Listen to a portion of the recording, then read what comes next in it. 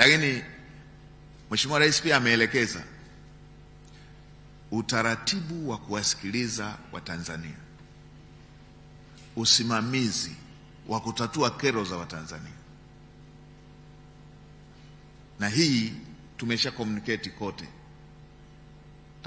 Takachofuata tutafuatiliana kupata utekelezaji wa maelekezo haya. Ni kweli kuna maeneo ambayo kuna baadhi ya maeneo ambako kuna kuwepo na ulegevu wa utekelezaji wa maelekezo, utimizaji wa majukumu ya aina hii. Muundo wa utawala wa nchi yetu umejengwa kwenye misingi ya ugatuaji wa madaraka, kusogeza madaraka, kusogeza huduma za jamii kwa mwananchi.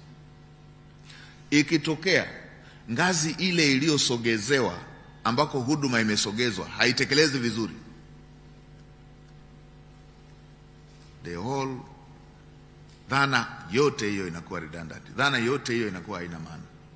Mwananchi anaenda kwenye ngazi iliyo karibu naye, ana kero au amenyang'anywa haki yake, ameonewa, anahitaji ufumbuzi, anahitaji huduma, anaandikisha biashara, ana lalamiko lake, anaenda siku ya kwanza anasikilizwa, anaambiwa uje kesho. Anaenda siku ya kesho yake, anaambiwa uje wiki ijayo. Akienda wiki ijayo anaulizwa, hivi ulisemaje? Wameshapoteza na hoja hiyo. Anaamua aanze yeye mwenyewe kufuatilia ngazi zinazofuata. Wananchi wa Tanzania akijikusanya akaenda kufuatilia jambo lake, ni umuhimu wa jambo tu, sio kwamba ana hela nyingi ya kusafiri. Anasafiri, akifika na ngazi inayofuata yakatokea hayo aliyokutana nayo ngazi ya pili, ngazi inayofuata anatokea hayo. Mwishoni anaishiwa nguvu ya kufuatilia. Akiishiwa nguvu, anaamua kuugulia na kubaki kwenye eneo lake. Akiugulia kwa muda, inatangazwa ziara, anakuja Mheshimiwa Rais, inatangazwa ziara, anakuja makamu wa rais, inatangazwa ziara, anakuja waziri mkuu.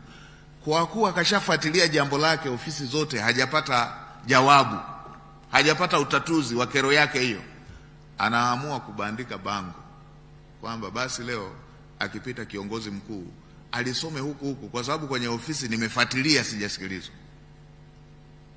Anaweka bango lake. Wale waliofanya uzembe kutatua kero yake wanamnyang'anya bango kabla kiongozi mkuu hajafika. Hii ni jambo ambalo halikubaliki. Eneo lolote, mkoa wote, wilaya yoyote, kama hautaki mwananchi abebe bango siku kiongozi mkuu amepita, watembelee mara kwa mara, utatue matatizo yao. Na nitakuwa na kikao na wakuu wa mikoa, nitatoa maelekezo hayo. Dawa si kuwanyang'anya bango siku kiongozi amekuja, tatua kero yao. Na kama ni jambo ambalo kwa mwananchi hajalielewa tu, liko kinyume na sheria, na yenyewe aambiwe. Aambiwe. Wananchi ni wa Tanzania, waambiwe.